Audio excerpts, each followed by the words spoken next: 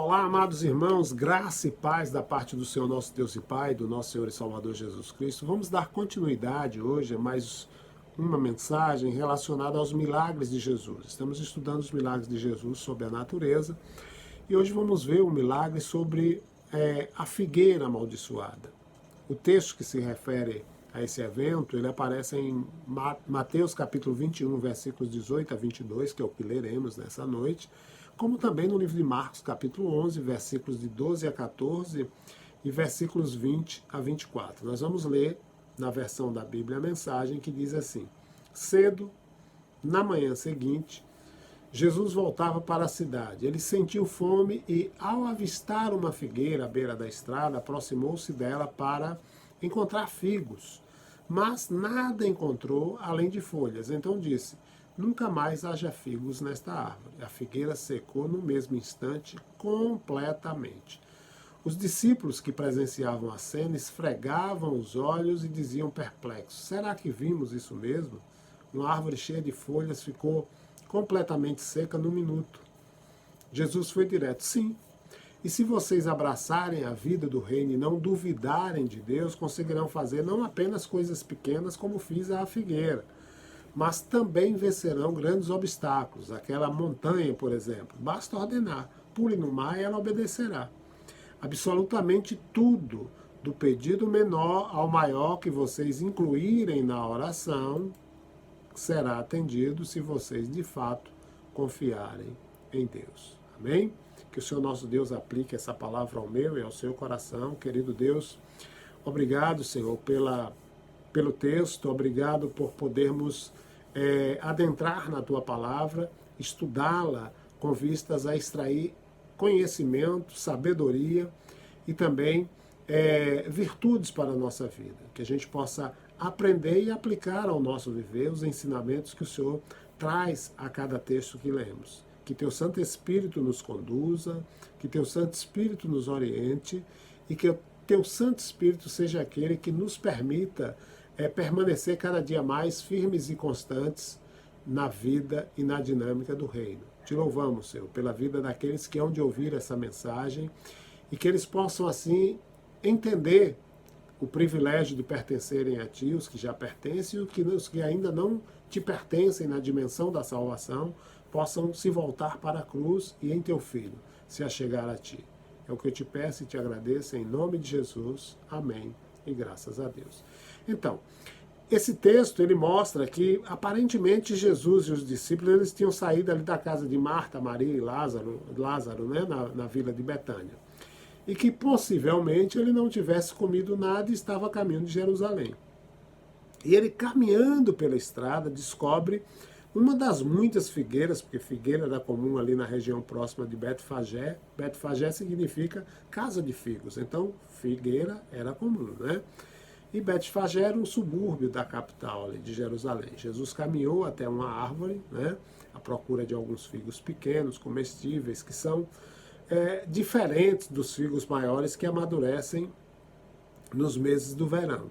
Esses figos do começo da estação aparecem com as folhas na parte final ali de março, começo de abril, que é antes da colheita do final de verão. E Jesus, ele procurou figos e nada encontrou senão folhas, né? Não era tempo de figo. Então, resumindo, o que a gente, olhando assim, a gente vai perceber que o que ele fez foi algo inútil, porque mesmo que Jesus tivesse achado frutos, esses teriam pouco valor alimentício para sustentar ele durante as horas da manhã. Mas há lições para a gente tirar. E a lição que Jesus ensinou por meio desse incidente, né, ele apontava para as suas, para outras necessidades, mas não para as necessidades físicas, mas para as necessidades da vida espiritual do povo, especificamente do povo judeu, né, e também dos seus discípulos que iam extrair uma lição significativa para a sua vida, porque os habitantes ali daquela região levavam uma vida que era tão improdutiva quanto os galhos da figueira, né? Eram folhas sem fruto. E essas pessoas elas queriam fazer Jesus rei, nomear a ele como líder, para que assim eles fossem libertos da opressão romana, Mas a tentativa deles de fazer de Jesus um rei terreno, ao invés de reconhecer Jesus como o seu Messias, nunca iria livrar eles da carga do pecado, assim como também da carga da culpa. E aí a gente vê que Jesus amaldiçoa aquela figueira. Ele olha para a árvore e pronuncia uma maldição sobre ela. Ele diz que ninguém nunca mais coma do seu fruto. Então, uma pergunta: será que Jesus teria punido essa árvore por ela não produzir fruto quando ele procurava numa época do ano em que os figos não estavam maduros? Outra pergunta: Jesus será que ficou frustrado porque ele precisava de alimento e a figueira se recusou a dar alimento para ele? A resposta para ambas essas perguntas é um não, né? Jesus simplesmente usou a figueira e a maldição como uma lição concreta para os seus discípulos. Do mesmo modo que a figueira apresentava folhagem, mas não fruto, os judeus mostravam o culto externo ali do templo, mas não havia crescimento espiritual. A área do templo, na verdade, a gente vai ver num outro evento que Jesus expulsa os vendilhões do templo, né? A gente vai perceber que essa área, o espaço do templo, havia se tornado um mercado, um covil de salteadores. Por quê? Porque ali os comerciantes vendiam animais para serem sacrificados a preços altos, assim como também os cambistas, eles cobravam taxas exorbitantes das pessoas que precisavam das moedas estipuladas pelos guardas do templo, porque não era qualquer moeda, era a moeda específica do templo. É como você viajar para outro país com o real. Você vai precisar trocar o real pela moeda daquela região. Assim era a moeda do templo, era diferente de todas as outras. Qual a intenção? Ganhar dinheiro, né? E aí, quando Jesus amaldiçoa a figueira, ele mostra, né, esse comparativo entre amaldiçoar a figueira e limpar o templo. Jesus ele demonstra simbolicamente que aquele Israel religioso não estava dando fruto e que finalmente iria morrer. E aí, um dia depois de Jesus ter amaldiçoado a figueira, né, ela mostrou os sinais de que estava definhando. As folhas estavam murchas, começaram a cair, e até mesmo um observador casual poderia ver que a árvore tinha sido afetada de maneira séria pela maldição de Jesus. Morreria dentro de poucos dias, e aí o que queria restar? Apenas poucos galhos secos prontos para serem colocados no fogo. Então, como o cumpridor das promessas messiânicas, né, Jesus foi à sua própria sociedade, mas o seu próprio povo não aceitou. É claro que as autoridades religiosas rejeitavam Jesus, apesar de todos os ensinos que ele ministrava, apesar de todos os milagres que ele operava, apesar de toda a compaixão e misericórdia que ele demonstrava para com o povo. E as multidões de Jerusalém mostraram, na verdade, falta de sinceridade, né? E também de inconstância extremamente deplorável, porque em um dia eles receberam Jesus com forte hosana, num domingo ali, no domingo de Ramos, né? Mas depois, 5 dias depois, eles descartavam Jesus, gritando: olha, crucifiquem-no. E aí, no dia seguinte ao evento da figueira, quando Pedro chamou a atenção de Jesus para a figueira que murchava, Jesus respondeu dizendo a Pedro que ele tivesse fé em Deus. Mas o que isso quer dizer precisamente, né? Fé significa apesar-se a Deus e nunca se afastar dele. Para a gente ilustrar a fé, por exemplo, vamos pensar aqui, né? A fé pode ser comparada a 2 folhas de vidro que estão horizontalmente uma sobre a outra. Elas parecem que são inseparáveis, como se estivessem coladas, né? Por quê? Porque o ar não consegue penetrar entre elas. E aí o modo de separar é deslizar uma folha da outra até que ela fique fora da outra. Não há nada entre as 2 folhas, mas quando por uma força externa uma folha daquelas de vidro desliza, né, o ar entra e aí a aderência perde a sua força. Assim, amados, a fé em Deus permanece até que a dúvida entre e elimine a fé. É isso que a gente precisa entender. Jesus ele declara que aquele que tem fé pode dizer para um monte para se erguer e se lançar no mar, e isso vai acontecer. Obviamente que isso não deve ser interpretado literalmente, sim simbolicamente, porque a pessoa que tem fé pode de maneira figurada mover uma montanha de dificuldades, ter uma montanha de sucesso, né? Por quê? Porque essa pessoa é um superador, um vencedor que tem recebido poder e capacidade de Deus para apresentar ações incríveis no interesse da sua própria vida, no interesse da igreja e no interesse do reino de Deus. Então, o milagre da figueira que murchou, na verdade, ele é o único milagre que Jesus fez que não teve um impacto, vamos dizer assim, benéfico imediato sobre os discípulos. Ele teve benefício, sim, porque trouxe instruções espirituais que seriam visualizadas depois.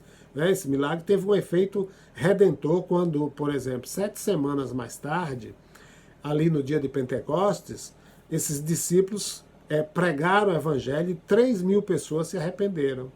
Elas foram tocadas no coração e creram em Jesus.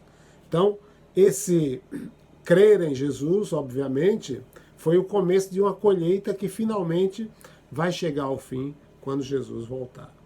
Então, o que a gente aprende? A gente aprende que 5 dias depois que a figueira foi amaldiçoada, Deus se retirou do templo em Jerusalém. Como assim, pastor? Isso aconteceu exatamente quando Jesus morreu na cruz, ali na tarde da Sexta-feira Santa, e a cortina, o véu do templo se partiu de alto a baixo, né? De modo que ela não mais separava o lugar santo do Santo dos Santos.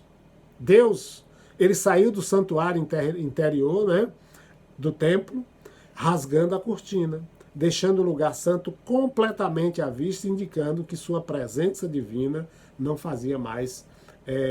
se fazia mais atuante ali naquele lugar.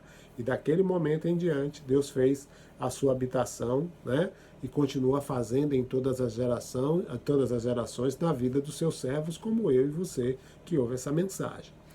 E o sistema religioso dos dias de Jesus, é outro ponto que a gente precisa entender, ele apresentava uma aparência exterior de sua religiosidade, de sua religião. Mas deixavam de demonstrar o quê? Fé interior. E devido a essa falta de fé, eles enfrentavam o juízo iminente de Deus. Por quê? Porque negavam o governo de Deus e declaravam que não tinham nenhum rei, a não ser quem?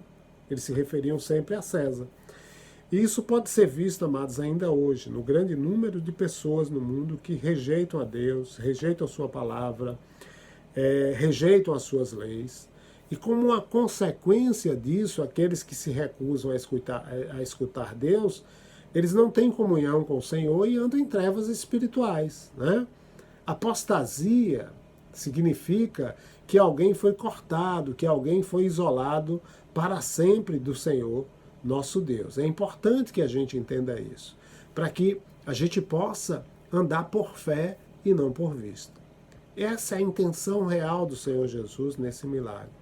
Nos mostrar que a presença de Deus no nosso viver, a presença do Espírito Santo a cada dia da nossa vida, fazendo morada no seu templo, eu e você como templo do Espírito Santo, tem uma visão, né, e um desejo de nos fortalecer, de edificar a nossa vida, de fazer com que a gente seja cada vez mais fortalecido e andando de fé em fé, na busca de atingir a fé inabalável e a fé perseverante, sem ficar em cima do muro, né? Tem muita gente que, mesmo cristão, está em cima do muro. E aí a sua fé é uma fé temporal, uma fé sem sentido. Portanto, amados, que a gente possa aprender mais e mais com os milagres de Jesus, com vistas a que a gente continue crescendo na graça e no conhecimento do Senhor, e que o nosso interior venha a ser a cada dia mais aperfeiçoado, para que exteriormente as pessoas possam ver o fluir de Deus sobre a nossa vida, né? A partir do nosso viver. Que ao olharem para nós, possam ver que somos testemunhas fiéis daquele que morreu para que nós tivéssemos vida e vida abundante. Porque eu e você somos portadores da luz. E Jesus diz, a Bíblia diz que Jesus é a luz do mundo. E o Jesus em quem cremos, ele diz, vós sois o sal da terra e a luz do mundo. Olha que bênção, né? A gente ser propagador da luz, sendo portadores dessa luz divina. Reflitam sobre isso e fiquem com Deus.